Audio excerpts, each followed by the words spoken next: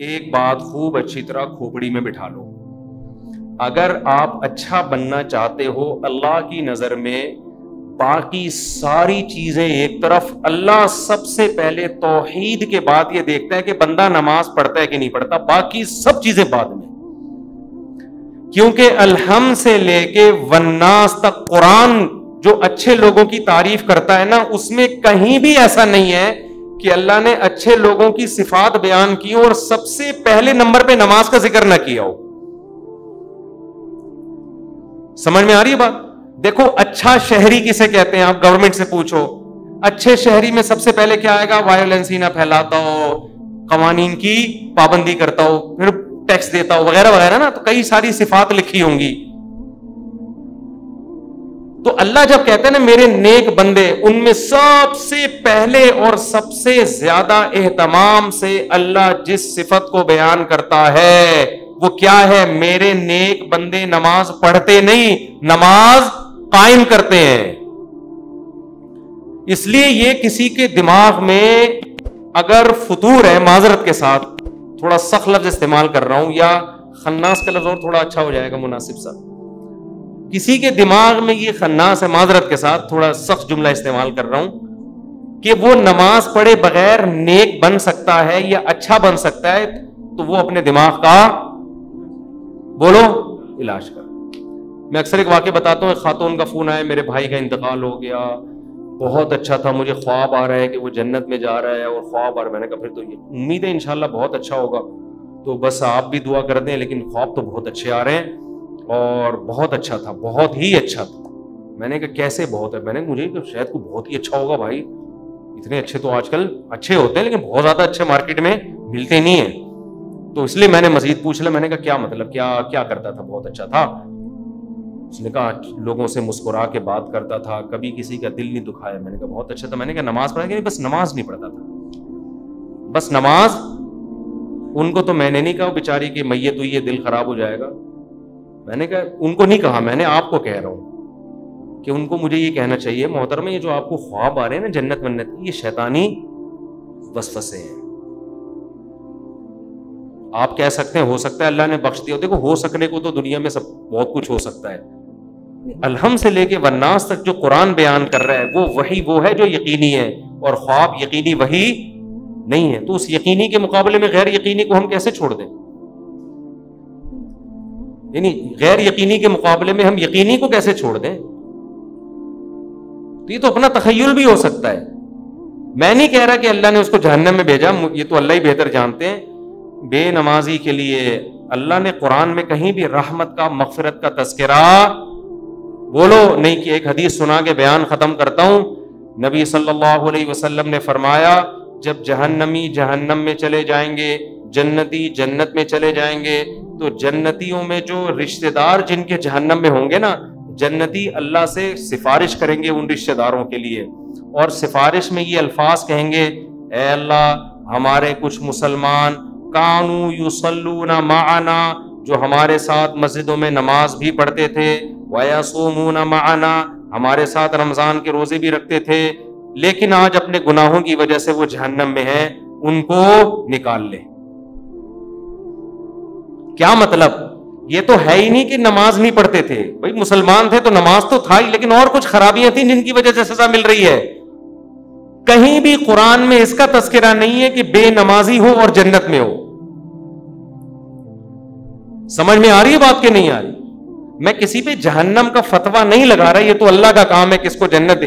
قانون اور ضابطہ یہی ہے کہ بے نمازی کے لیے جنت نہیں ہے. یہ اسلام کی پہلی علامت ہے نماز. آپ کو پڑھنی پڑے گی، چاہے آپ دل سے خوش ہو یا نہ ہو، آپ کو اور جماعت سے پڑھنی پڑے گی آپ کو. تو یہ وہ حق کا راستہ ہے جس میں سب سے پہلے شیطان رکاوٹ ڈالتا ہے، اور اس کے بعد آپ کا اپنا نفس، اور تیسرے نمبر پہ کلچر. ہر حق میں 3 رکاوٹیں کھڑی ہوتی ہیں. تو نماز بھی حق کا راستہ ہے یا نہیں ہے؟ اللہ کہتے ہیں میں نے پیدا کیا، میں صبح و شام رزق دیتا ہوں، تو میرے در پہ آ کے حاضری کیوں نہیں دیتے؟ اور ہر دفعہ اعلان کروایا جا رہا ہے حی علی الصلاۃ، حی علی الصلاۃ. کسی حکم میں ایسی اناؤنسمنٹ دیکھو، رمضان کا اعلان ہلال کمیٹی کی طرف سے ہوتا ہے، خدا کی طرف سے بولو نہیں ہوتا. اللہ نے کوئی ورڈنگ نہیں بتائی کہ یہ نا نا نا. زکات کا اعلان کسی کی طرف سے بھی نہیں ہوتا. اسٹیٹ بینک ایک اناؤنسمنٹ کر دیتا ہے کہ چاندی اتنے روپے تولے اور فرسٹ رمضان کو زکات کٹ جائے گی. اللہ کی طرف سے اناؤنسمنٹ کا کوئی انتظام بولو نا یار نہیں ہے.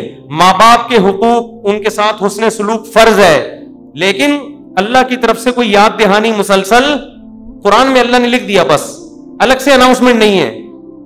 حج کی الگ سے اناؤنسمنٹ ہے کوئی اللہ کی طرف سے.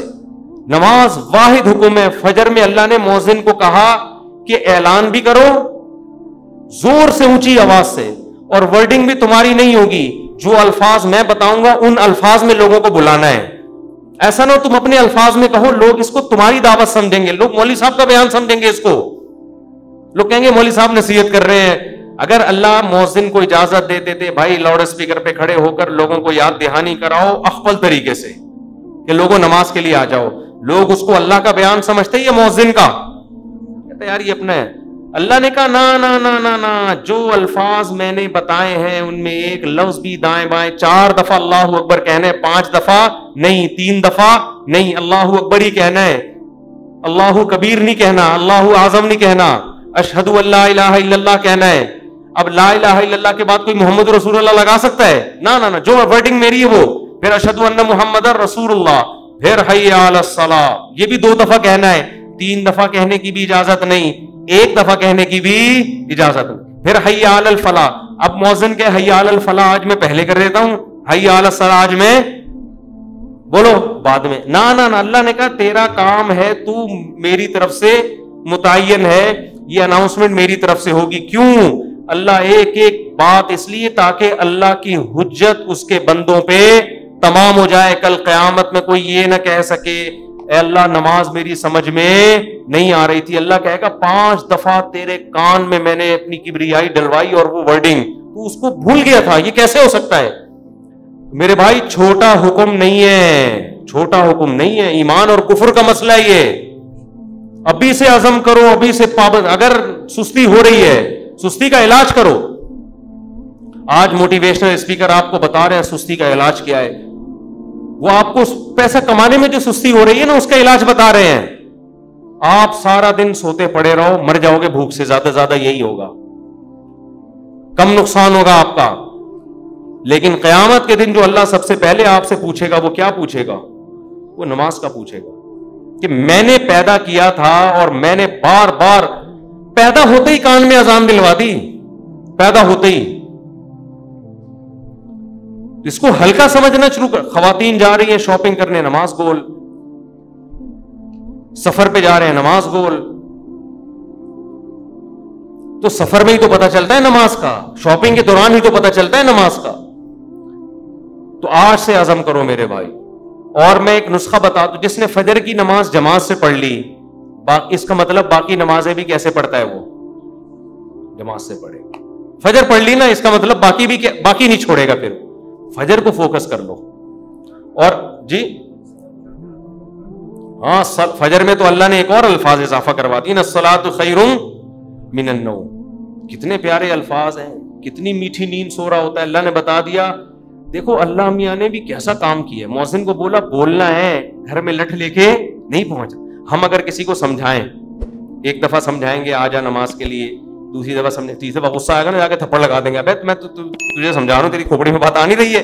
یا آپ بیگم کو ایک بات سمجھا رہے ہو, بیگم چائے میں تھوڑا چینی کم ڈالا کرو, تم ویسے اتنا میٹھا بولتی ہو کہ چائے میں میٹھے کی ضرورت نہیں ہے. پھر وہ چینی زیادہ ڈال رہی ہے, پھر چینی زیادہ, پھر آدمی کو غصہ آتا ہے نا. یہی تھوڑی کہ ہمیشہ ایک ریکارڈنگ چلا کے چلا جائے گا, چینی کم ڈالو, چینی کم ڈالو. ایک دن 5 6 7 8 دفعہ آ کے اس کو غصہ آئے گا کہ بھائی بولا ہے کم ڈالو, نمک کم ڈالو, 1 دفعہ 2 دفعہ 3. لیکن اللہ کا اصول دیکھو, اللہ نے کہا مؤذن سے فجر میں اعلان کر دینا, حی علی الصلاۃ حی علی الفلاح الصلاۃ خیر من النوم. نماز نیند سے بہتر ہے. بس بتا دینا, گھر میں ڈنڈا لے کے نہیں پہنچنا. نہ سونے تو جو پڑا ہوا ہے. کیوں؟ لا تحسبن اللہ غافلا عما یعمل الظالمون. قرآن کہتا ہے ظالم جو کچھ کر رہا ہے اللہ کو اس سے غافل مت سمجھو. اللہ غافل نہیں ہے, اللہ حجت تمام کر رہا ہے, ابھی نہیں پوچھے گا. اگر پکڑنا شروع کر دے تو پھر آزمائش نہیں ہے. پکڑنا شروع کر دے اللہ تعالیٰ پھر تھوڑی آزما. ابھی تو اللہ کہہ رہے ہیں جو سو رہا ہے سونے دو.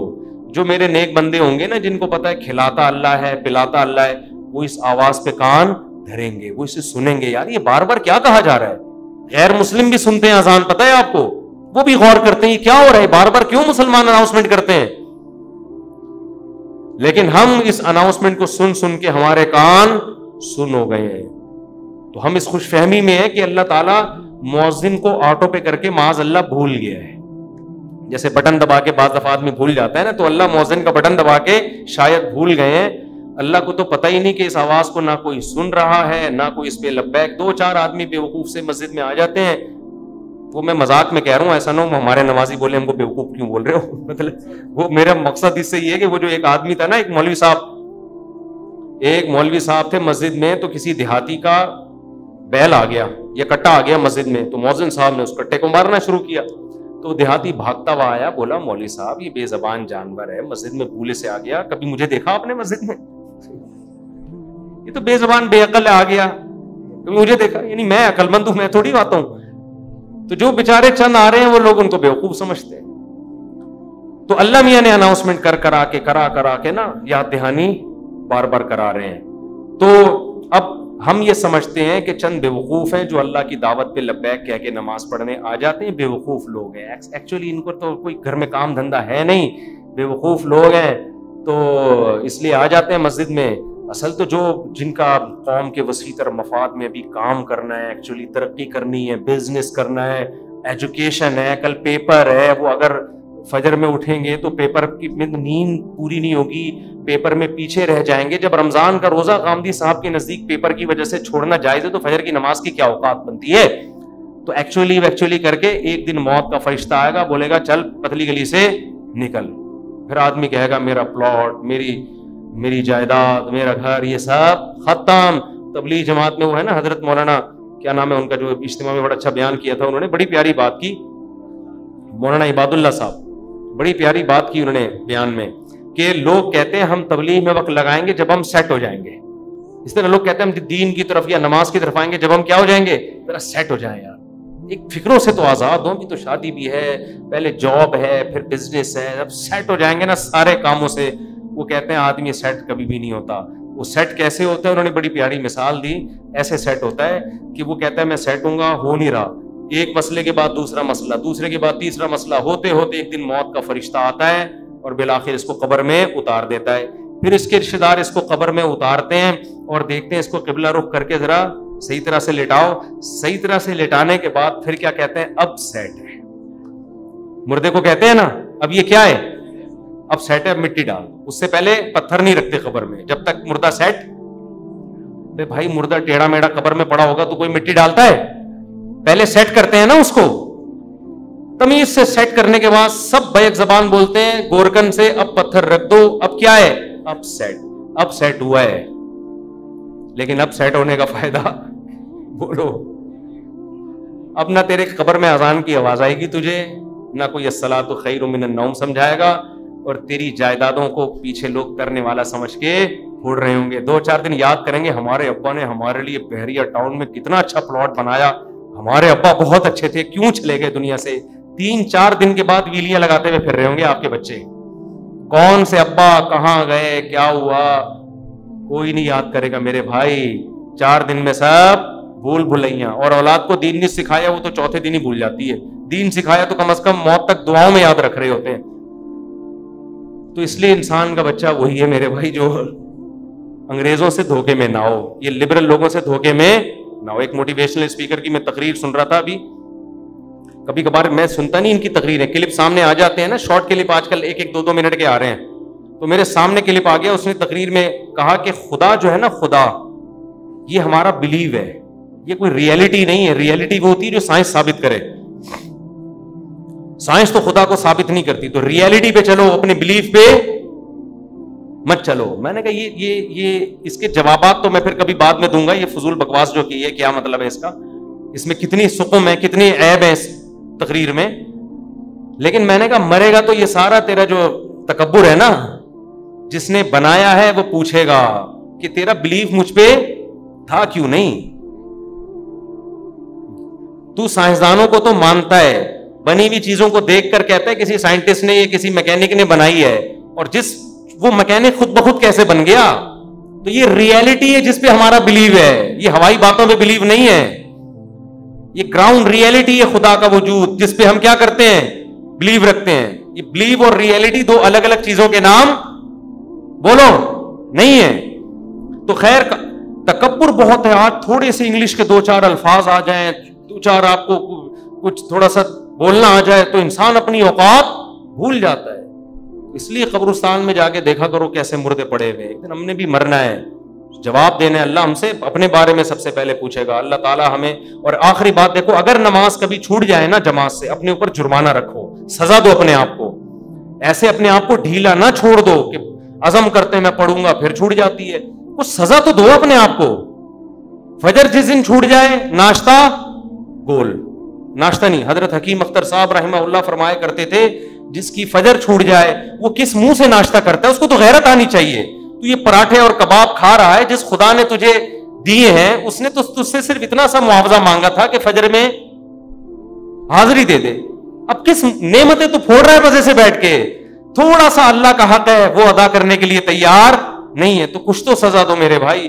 اللہ ہمیں عمل کی توفیق عطا فرمائے. وما علینا الا البلاغ.